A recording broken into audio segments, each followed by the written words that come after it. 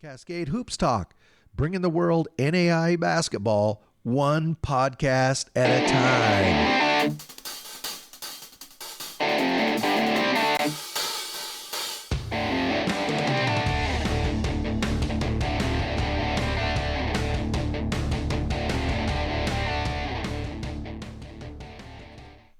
Cascade Hoops Talk, well, this is Billy D. Wow, that came out nicely, didn't it? This is Monday, November 27th. I hope everybody enjoyed their turkey day. I'm sure you really missed me real bad. I had to take a few days off for some family things. I have one more thing I have to do the next few days. Basically, we have to get everybody back home. But I had a great holiday. I hope the rest of you did. Boy, what a great weekend for college basketball. Really kind of sets up the new ratings coming out on Wednesday.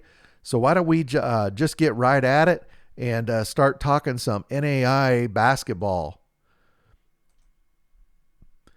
So number one, College of Idaho, they recovered from that loss up here to Vanguard, and they've won 3 in a row now. They beat Hope International and Montana Western this weekend there in Caldwell. So if we look at this Hope International game, they beat them 70-53. Jake O'Neal here, 15 points, 4 rebounds. That dude is tough.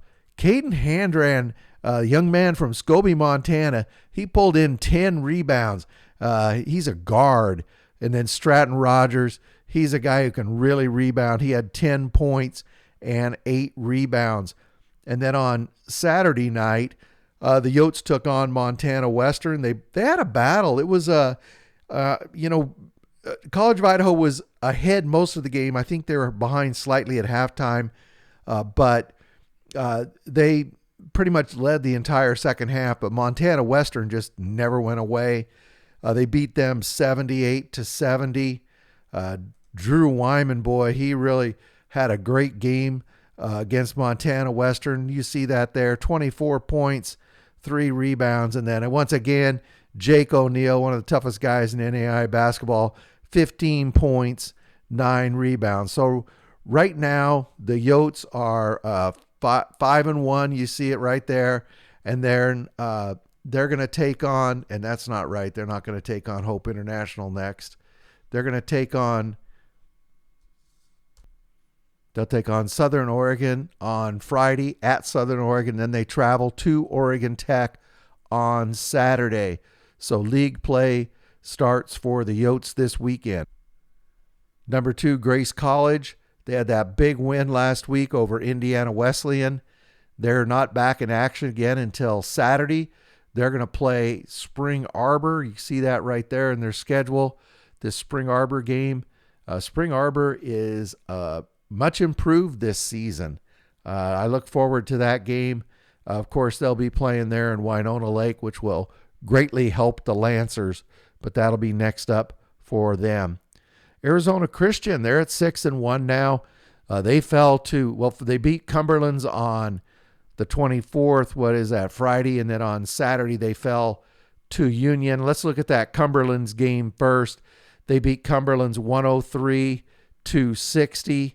In that game, Trent Hudgens here, 16 points, 13 rebounds. Also in that game, Micah Blackwell, double-double with 16 points, 11 rebounds. And then on Saturday, as I said, they played Union. Union beat them. It's hard to read here. Union beat them 93-84. And in that game, Terrace Hamilton, he had 28 points, 14 rebounds. That's a serious double-double. And then Markel Turner, everybody knows how good he is, 21 points, 4 rebounds. It was good to see Union get back to their winning ways. The Firestorm will be okay.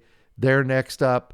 They'll play a non-conference game against Multnomah. That'll be played there in Arizona. They'll play them on December 7th. Next up, Langston. This weekend, they played Bellevue on Saturday. They beat them 67-56, and then they played the Haskell Indian Nation. Let's take a look at those games. Against Against Bellevue, they beat them 69-64. Toru Dean, 14 points, 5 rebounds. Also, Anthony Roy, 14 points, 5 rebounds. So they went to 5-0. Sorry about that. Langston today, actually, or Sunday, actually, they beat Haskell Indian Nations. I'm trying to use this magnifier, and I'll get better at it. I'm sorry. 81-69. Right here, their leading scorer, J. Allen Tovar, 13 points, 3 rebounds. Cortez Mosley, 17 points, 3 rebounds. So Langston wins 2 games. Let's go back up here to their running scores. I want to show you something here. Langston is 5-0 now. But if you look at the scores, they're defending really well. If you look at 59, 59, 56, 69, but they're really not scoring the ball at will. They're not really blowing teams away. Little bit concerned about that. We'll see how they do. They play Oklahoma City on the 30th of November. Move forward here to number 5, and that's Georgetown. This weekend they played Southeastern and Reinhardt. They won both games. They go to 9-1. First, let's take a look at that Southeastern game. They beat them 73-59 in this game. Rashad Bishop, 11 points, 4 rebounds. Also for Georgetown, Kyran Jones, 12 points, 10 rebounds. I mean, that's patented for him.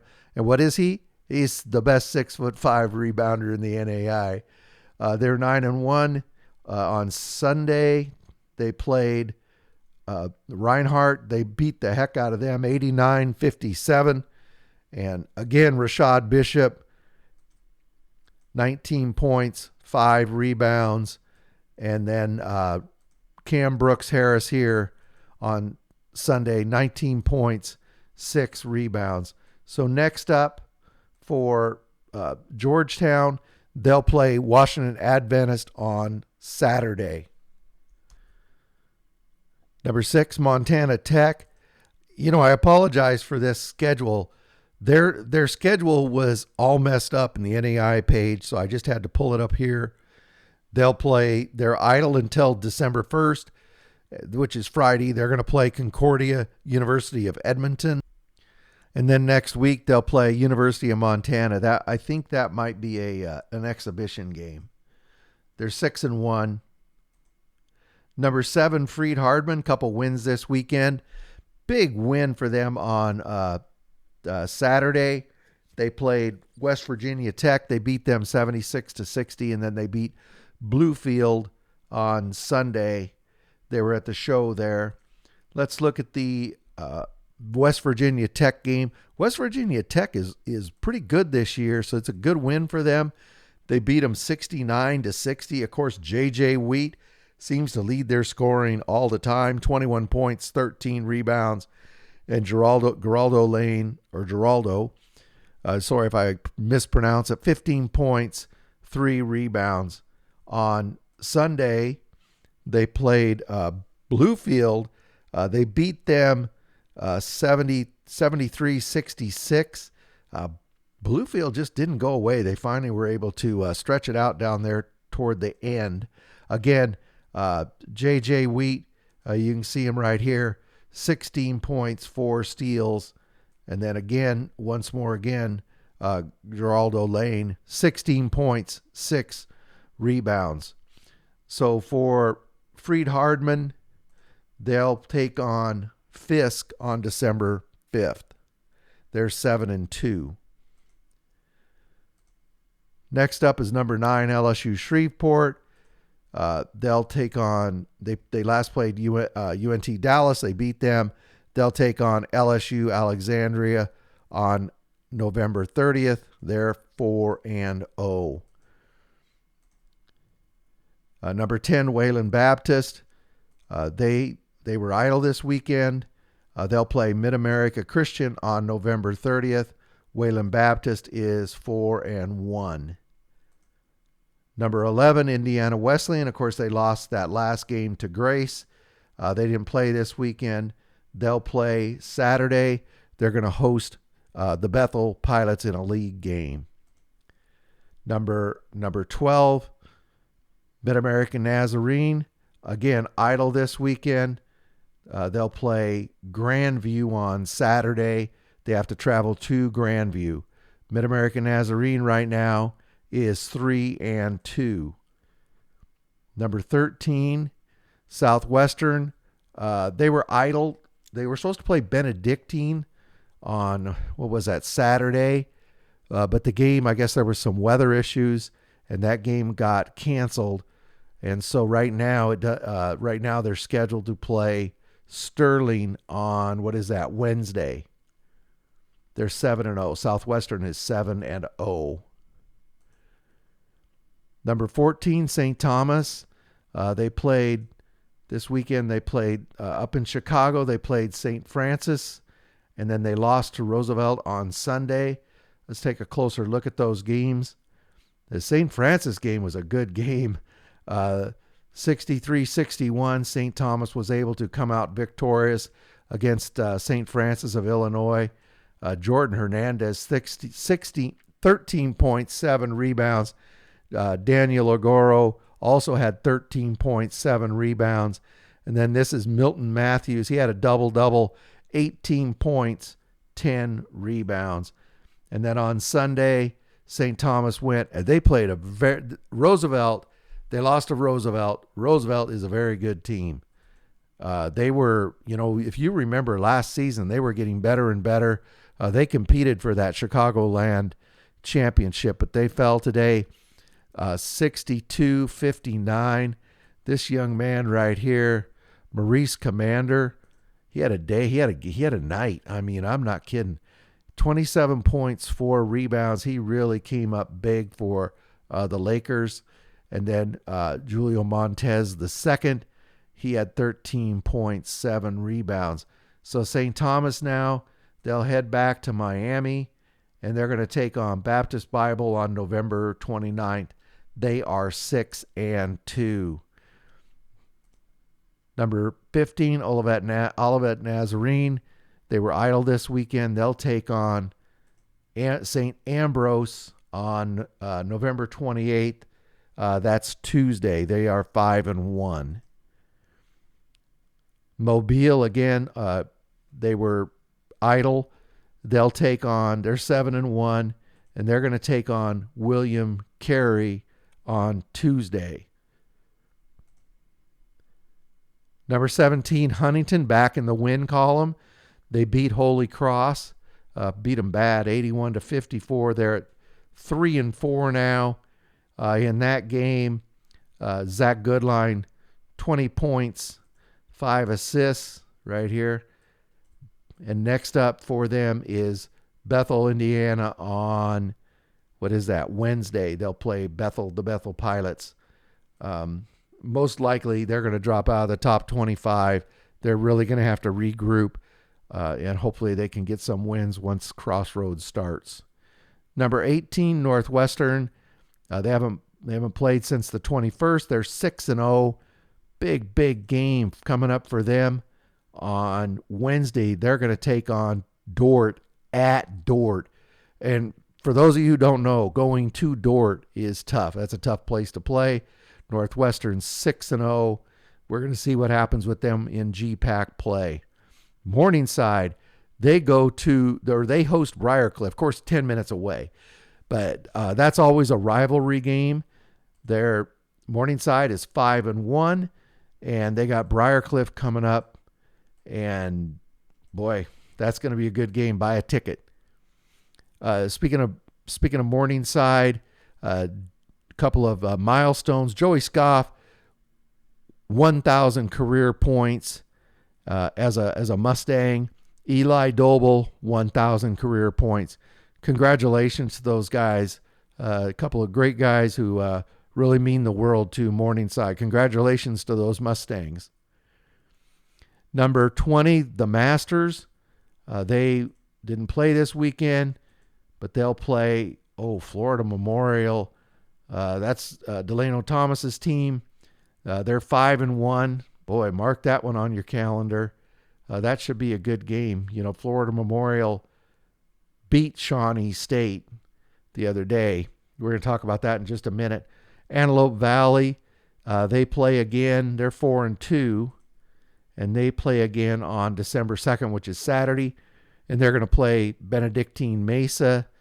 They did play Bethesda. Their schedule's all screwed up as well, but they played Bethesda University on the 25th. So what was that? Thursday, Friday? They won that game. They go to 4-2. They beat them 115-93. In that game, Eric Nicholas, 30 points, 5 rebounds. Xavier, they'll be back in action. Also on the 30th, they'll play Southwest. They're 4-1. Dort, we talked about them. They're going to play Northwestern next. They're going to host Northwestern. Dort is 7-2. Number 24, Lourdes. Lourdes looked pretty good. They played Ohio Christian. They beat them pretty soundly, but this is going to be a big game. They got Cornerstone coming up on, what is that, Wednesday. They're undefeated right now. They have to go to Cornerstone on Wednesday. We'll have to see what happens with that game. And number 25, Florida College. Boy, they looked like they were in a lot of trouble. They'd lost 3 in a row. They're on a 4-game winning streak now. But this is the game I wanted to point out to you. On December 1st, which is Friday, they're going to take on Ave Maria. We're going to talk about Ave Maria in just a moment. Let's just say they're pretty good right now. So Florida College is 8-3.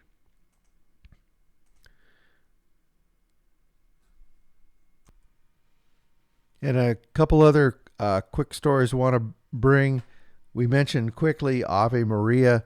They won 2 games at the show down there in Tennessee. They beat Indiana East today, IU East. Nick Filchner, 25 points. He went 9 for 11 from the field. Michael Klekas, 20 points. Klekas, 20 points, 9 rebounds. Jack Watkins, 20 points, 5 rebounds. But most importantly, they're 8-0. Another team to keep an eye on is Columbia. They're, I don't remember, 7-1, but they beat Briarcliff 81-72. Colin Parker, 23.7 rebounds. Harrison Vickers, 17 points, 3 rebounds. One other one I talked about it a moment ago, Florida Memorial beat Shawnee State. Of course, that was Delano Thomas's old school, so there's the story there. Evan Busby scored 14 points, 4 rebounds for Florida Memorial. Also, IU Kokomo, keep an eye on them. I didn't pull their score up. I'm sorry I didn't put it on a slide. But they're with the addition of Max Newman, they have really come to life. That team is really good. This is one other thing I wanted to talk about is I know that the ratings are going to be out on Wednesday. Let's watch for them. But there's a couple things I want you to keep in mind. So there are 15 undefeated teams in the country. 8 are unranked. There are 35 teams that have 1 loss. 24 of those are unranked. Of the Massey top 25, 10 are unranked. So it's so early in the season. There are so many teams that are 6-1, 7-0, 6-0, 6-2 that believe they have a right to be rated, but not all those teams are going to get rated. So, just have patience with the system. The coaches do the best job they can at sifting it out, but the best teams will rise to the top. It happens every year, but this time is going to be really tough because, the question is, who do you take out of the top 25? And you can't put all these 24, 32 teams that are unranked that have one loss or are undefeated, they're not all going to fit in the top 25. So that's obviously pretty obvious. So we'll keep track of the games this week. We'll probably be back with you on first thing Thursday morning. We'll have a new set of rankings. We'll have GPAC games in. We'll have Crossroads games in. Hopefully the conferences will start settling into races very soon. I think that's when the season gets fun. I know the Cascade kicks off this weekend. Actually, it kicked off with Warner Pack and Multnomah, but all the teams play this weekend. I'm going to be going down watch Eastern Oregon and College of Idaho. I'm looking forward to that. And I hope all of you get out and support your teams, and we'll keep you up to speed as best we can. And I appreciate everybody who listens. And please like and subscribe, and we'll see you on Thursday morning. In our podcast, please like and subscribe. Get out to your local NAIA school, because NAIA basketball is the best entertainment value in America.